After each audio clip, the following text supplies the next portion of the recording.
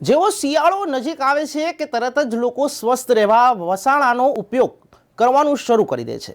ખાસ કરીને શિયાળામાં જો કોઈ વાનગી સૌથી વધુ ખવાતી હોય તો તે છે ચીક્કી અને કચરિયું.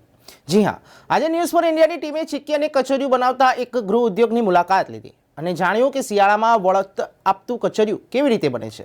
આવો જોઈએ આ વિશેષ અહેવાલ. તો ફ્રેન્ડ્સ, આજે અત્યારે આપણે નંદી નામનું જે કે ફેમસ કચરિયાની બ્રાન્ડ છે ત્યાં આપણે ઊભા છીએ ને અહીંયા મારી સાથે એક બેન જે ગ્રાહક તરીકે આવ્યા છે તે જોડાયા છે. બેન, તમે શું લેવા આવ્યા છો અહીંયા? કચરિયું અને ચીકી. કચરિયું અને ચીકી. અચ્છા, કચરિયું અને ચીકી તમે દર વર્ષે ખરીદતા હો છો શિયાળામાં? હા, અહીંયાથી જ લઈએ છીએ. અહીંયાથી જ લો છો. અચ્છા, કચરિયું ખાવાથી તમને કઈ લાભ થાય છે? હા, સારું, બધો ઘણો લાભ થાય છે. એટલે અને સિઝનનું અહીંયાથી જ સારું આવે છે. એટલે હર વર્ષે અહીંયાથી જ લઈએ છીએ. ઘરમાં નાના બાળકો, વડીલો બધા જ ખાય છે? બધા જ ખાય છે. અને એમાં બી કાળા તલનું વધારે ખાય છે.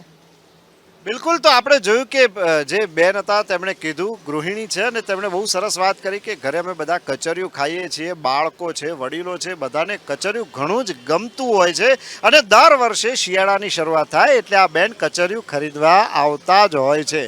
તો દર્શક મિત્રો, આ તો હતી મસ્ત મજાની ચીકી. જી હા, અત્યારે ન્યૂઝ ફોર ઇન્ડિયાની ટીમ આવી પહોંચી છે નારણપુરા ખાતેના એક જાણીતા જે બ્રાન્ડ છે ચીકી અને કચરિયું બનાવનારી. અહીંયા તમે જોઈ શકો છો કે જાત જાતની ચીકીના પેકેટ્સ પડ્યા છે. તેની સાથે જે કહી શકાય કે કોપરા પાક છે, ખજૂર પાક છે, વગેરે ઘણી બધી વાનગી પડી છે. શિયાળાના વસાણાની વાત કરીએ તો આ લાડુ પણ બનાવ્યા છે, ખજૂર છે. ખાસ કરીને આપણે જો જોઈએ તો શિયાળામાં તેનો સૌથી વધુ ઉપયોગ થતો હોય છે. ખજૂર બાદ વાત કરું તો જે સૌથી વધુ ઉત્તરાયણ વખતે લોકો ખાતા હોય છે તે છે આ મમરાના લાડુ. જી હા, તો મમરાના જે લાડુ છે તે લોકો ચોક્કસથી ખાતા હોય છે અને કહી શકાય કે આ ખાઈને જ આપણે સૌ તાજા માજા રહેવાના છીએ. પરંતુ અત્યારે ચીકી બાદ આપણે વાત કરીશું કે કચરિયું કેવી રીતે બને છે. તો ચાલો મારી સાથે, હું તમને બતાવીશ કે કચરિયું કેવી રીતે બને છે.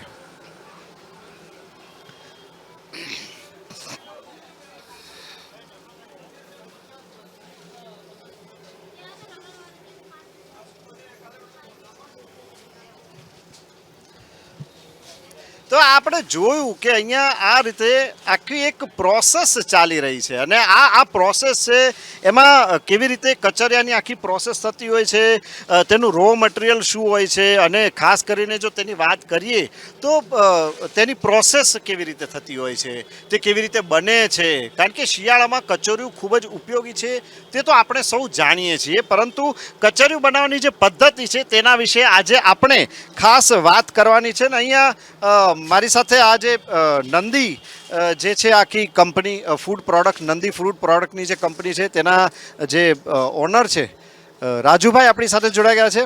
રાજુભાઈ, આપની બ્રાન્ડ ખૂબ જ ફેમસ છે, એમાં ખાસ કરીને બાલ તો મેં તમારી ચીકી ચાખી, ખૂબ જ મને બહુ જ ભાવી. કચરિયું હોય છે તેની પ્રોસેસ કેવી હોય છે તે જરા અમારા દર્શક મિત્રોને જણાવો. એમાં સિંગ, તલ, સૂંઠ, ગંઠોડા અને ડ્રાયફ્રૂટ નાખીને કચરિયું બનાવવામાં આવે છે.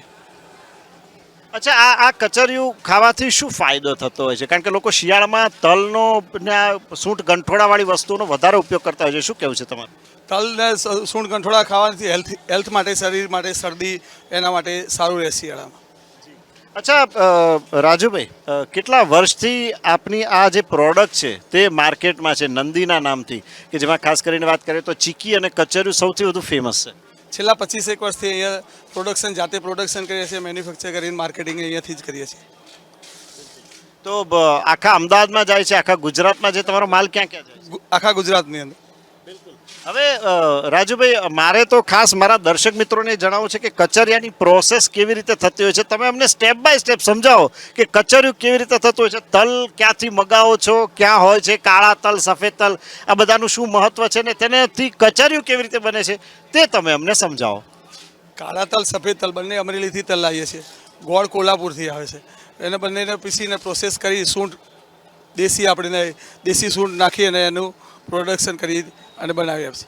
તો રાજુભાઈ તમે કીધું કે સમગ્ર ગુજરાતમાં તમારી પ્રોડક્ટ્સ જાય છે. હવે ઘણી વખત તો આટલો મોટો બિઝનેસ છે તો ગુજરાત બહાર પણ જતી હશે, કદાચ વિદેશમાં પણ જતી હશે. તમારી પ્રોડક્ટ એક્સપોર્ટ થાય છે ખરી? હા, અમેરિકામાં જાય છે. તો અમેરિકામાં જે પેકિંગ છે કંઈક અલગ રીતનું હોય છે. અમેરિકામાં કચરિયું કયા નામથી ઓળખતા હોય છે? અમેરિકાના કચરિયાને સીસમ કેક મિક્સ તરીકે ઓળખતા હોય છે. આ રીતના પ્રોડક્શન જી જી જી આ રીતના પ્રોડક્શન અને આ રીતના સીસમ કેક મિક્સ તરીકે. બિલકુલ. તો આ મને દેખાઈ રહ્યું છે કે સીસમ કેક મિક્સ, અને આજે આખી જે એની નીચે આખું જે આ પેકેટ છે, હું કેમેરામેનને કહીશ કે આ ફોકસ કરશે. આખું અમેરિકા મોકલવા માટેનું આ એક જે બારકોડ પણ અહીંયા દેખાઈ રહ્યા છે, અને યુનાઇટેડ એરલાઇન્સ કાર્ગોનું પણ આ એક મને દેખાઈ રહ્યું છે. એએમડી અમદાવાદનો કોડ છે. તો આ એક બહુ જ સુંદર રીતે આને વ્યવસ્થિત રીતે પેકિંગ કરવામાં આવ્યું છે, અને બહુ આજે પહેલીવાર ખબર પડી કે કચરિયાને સીસમ કેક મિક્સ તરીકે ઓળખતા હોય છે. તો હવે તો હું તો ફક્ત એવું માનતો હતો કે ભાઈ આપણે ગુજરાતીઓ અહીંયા ગુજરાતમાં બેઠા બેઠા મસ્ત કચરિયાનો આનંદ લઈએ છીએ, પરંતુ હવે તો અમેરિકામાં પણ કહી શકાય કે વિદેશમાં પણ, કદાચ યુરોપ અમેરિકા બધે જ જતું હશે આ કચરિયું. તો ત્યાં જ્યાં કાંઈ ફોરેન કન્ટ્રીમાં કચરિયું જાય છે ત્યાં લોકો પણ આ જે કહી શકાય ને કે પેલું સીસમ કેક મિક્સ, જ્યાં સીસમ કેક મિક્સના નામથી આ કચરિયું ઓળખાય છે, અને તેના સ્વાદ અને સ્વાસ્થ્યનો લોકો લાવો લેતા હોય છે. તો રાજુભાઈ, તમે કીધું કે અમરેલીથી ખાસ સફેદ અને કાળા તલ આવતા હોય છે રો મટીરિયલ તરીકે. તો તલ, ગોળ, સૂંઠ, ગંગોળા આ બધું જે તમે કરો છો, મિક્સ કરો છો, આમાં પ્રોસેસ શરૂ કેવી રીતે થાય છે? બિલકુલ. આ તલને પીસવામાં આવે, આ રીતના એને પીસી એને કમ્પ્લીટ કરવાની અંદર આવે. પછી એની અંદર ગોળ નાખવામાં આવે. પછી એની બાદ આ સૂંઠ નાખવામાં આવે. તો આ સૂંઠ છે. સૂંઠ નાખવામાં આવે અને એને આ રીતના પછી બનાવી અને મિક્સ કરવાની અંદર આવે. બહુ જ સુંદર પ્રોસેસ અત્યારે ચાલી રહી છે. ખાસ કરીને વાત કરીએ તો આખું જે છે મિક્સર થાય છે, જે પ્રમાણે રાજુભાઈએ કીધું તેમ કાળા તલનું જે આખું મિક્સર થાય છે, તેની સાથે ગોળ છે, સૂંઠ છે, ગંઠોડા છે. મને તો આને જોઈને જ મોંમાં જાણે પાણી આવી ગયું, અને એમ થાય કે ખરેખર શિયાળામાં આવું કંઈક ખાઈએ તો ખૂબ જાણે મજા પડી જાય. હવે આ તો થઈ કાળા તલની વાત રાજુભાઈ. હવે આ વાત કરીએ, હવે આ શું છે? આ સફેદ તલમાંથી કચરિયું બનાવો છો? એની એમને સફેદ તલની પ્રોસેસ છે. નહીં, કોઈ ફરક નહીં, બંને સેમ પ્રોસેસ. બેવના ગુણમાં શું ફરક? બંનેના ગુણ, કાળા તલનો ગુણ સારા વધારે હોય. અચ્છા, તો બંનેના ભાવમાં પણ ફરક હોતો હશે? ડિફરન્સ કિલો એ 20 રૂપિયાનો. બરાબર, કિલોએ 20 રૂપિયા જેટલો ડિફરન્સ પડતો હોય છે કાળા તલ અને સફેદ તલના કચરિયાનો. તો કેટલાક જે ગ્રાહકો છે તો તમારા વર્ષોથી રેગ્યુલર છે? બહુ વર્ષોથી રેગ્યુલર ગ્રાહકો કાળા તલની વધારે ડિમાન્ડ કરે છે. બિલકુલ. તો અત્યારે તો તમારી નેક્સ્ટ જનરેશન પણ આમાં હશે? હા, અત્યારે એમાં બાબુ બી સાથે જ છે. તો આજે આખું જે કાળું તલનું જે કચરિયું છે તે અહીંયા મિક્સ થાય છે, બહુ જ સારી રીતે મિક્સ થાય છે, અને ત્યારબાદ આ જે વર્કર છે તેને કાળા તલના જે મિશ્રણને છે તેને આમાં ભરે છે. આ જે આખી પ્રોસેસ આપણે જોઈએ તો આખું એક બહુ જ સરસ એક મિશ્રણ તૈયાર થયું છે. આ કચરિયું તૈયાર થયું છે. સૌરાષ્ટ્રમાં અને સાની તરીકે પણ ઓળખવામાં આવતી હોય છે. તો કાળા તલની આ પ્રોસેસ છે, એવી સફેદ તલની પ્રોસેસ છે. અને અહીંયા જોઈએ તો અહીંયા બીજા પણ આવા કેટલાય બકેટ મને જોવા મળ્યા છે કે આ જે તગારા છે એમાં કાળા અને સફેદ તલને અલગ અલગ રીતે રાખવામાં આવે છે. તેલ પણ ભરપૂર પ્રમાણમાં જોવા મળી રહ્યું છે, કારણ કે જ્યારે પીલાય છે ત્યારે તેમાંથી થોડું ઘણું તેલ પણ છૂટું પડતું હોય છે. તો આ એક બહુ જ સરસ મિશ્રણ અહીંયા તૈયાર થયું છે. અહીંયા આ આપણે આખી પ્રોસેસ જોઈએ કે જે વર્કર્સ છે તે કેવી રીતે કામ કરે છે.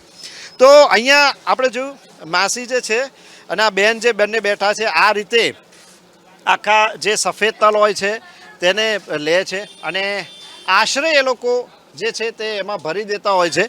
પરંતુ મને લાગે છે કે એ લોકો જે કંઈ ભરે છે તે લગભગ 500 અને 250 ગ્રામનું. હવે તો જાણે તમને એક જે હવે મહાવરો થઈ ગયો છે કે ભાઈ હાથમાં આવે એટલે આ 500 ગ્રામ ને હાથમાં આવે એટલે આ 250 ગ્રામ, તેવું થતું હોય તેવું લાગે છે.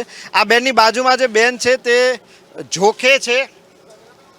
અને જો મહત્વની વાત કરીએ તો અહીંયા એનો જોખ થાય છે. આપણે બહુ સ્પષ્ટ રીતે જોઈ શકીએ છીએ કે આ બધા પેકેટ્સ પડ્યા છે, અને પેકેટ્સની બાજુમાં આ બેન જે છે તેને 250 ગ્રામ 500 ગ્રામની રીતે જોખતા જાય છે. ત્યારબાદ આ પેકેટમાં આ રીતે આ ખજૂર ઉમેરવામાં આવે છે. આ ભાઈ જે છે તે ખજૂર ઉમેરવાનું કામ કરી રહ્યા છે અને જે કહી શકાય કે એક આખું બહુ જ સુંદર ડેકોરેશન ધીરે ધીરે જાણે ઉમેરાઈ રહ્યું હોય તેવું લાગી રહ્યું છે. ખજૂરવાળા ભાઈની બાજુમાં જો વાત કરું તો આ બેન જે છે તે ડ્રાય ફ્રૂટ્સ લઈને બેઠા છે અને જે 250 ગ્રામ ને 500 ગ્રામ પ્રમાણે જે તેમનું માપ હોય તે પ્રમાણે ડ્રાય ફ્રૂટ્સ મને દેખાઈ રહ્યા છે. કાજુ છે, કિસમિસ છે, બદામ છે, બહુ સરસ સરસ ડ્રાય ફ્રૂટ છે. ખજૂર તો પહેલેથી જ ઉમેરાઈ ગયા છે એ છે. અને આજે આખું પેકિંગ તૈયાર થઈ જાય, જે મટીરિયલ આખું તૈયાર થઈ જાય તેને પછી અહીં બાજુના જે મશીનમાં ભાઈ જ્યાં બેઠા છે ત્યાં સીલ પેક કરવામાં આવે છે. બહુ જ સરસ રીતે આખી કામગીરી થઈ રહી છે અને બહુ જ સ્વચ્છતાથી કામ કરી રહ્યા છે. માથા પર કેપ પણ પહેરેલી છે, હાથમાં પ્લાસ્ટિકના જે છે મોજા પણ પહેર્યા છે અને ફાઇનલ ટચ જે છે આને આપવામાં આવતો હોય છે. આ રીતના જે કહી શકાય તો આને આ રીતે પેક કરવામાં આવે છે. અહીંયા આ જો હું કેમેરામેનને કહીશ કે અહીંયા આ બતાવે કે આ ખાસ કરીને વાત કરીએ તો આ રીતે આખું પેકેટ બને છે અને એમાં આ રીતે તૈયાર હોય છે. આપણે જે ઘરે સરસ રીતે ખાઈએ છીએ તો એમાં આવું 250 ગ્રામનું મારા ખ્યાલથી પેકેટ છે. આવા 500 ગ્રામના પણ બનતા હોય છે. આ સફેદ તલનું આખું કચરિયું બન્યું છે બહુ જ સુંદર રીતે અને આમ જે કહી શકાય કે સરસ ડેકોરેટિવ આ લોકોએ બનાવ્યું છે. ગાર્નિશિંગ જે કહી શકાય, ટોપિંગ જે કહી શકાય, બહુ સરસ રીતે આ લોકોએ કર્યું છે. ખજૂર ડ્રાયફ્રૂટ સાથેનું આખું આ કર્યું છે. તો હવે આ જે કહી શકાય કે અહીંયા આ સરસ રીતે કચરિયું તૈયાર થતું હોય છે ને એ ઘરે આપણે ખાતા હોઈએ છીએ અને શિયાળામાં તાજા માજા રહેતા હોઈએ છીએ. કેમેરા પર્સન રાજુ પટેલ સાથે Kumar Barot, news for India, Ahmedabad.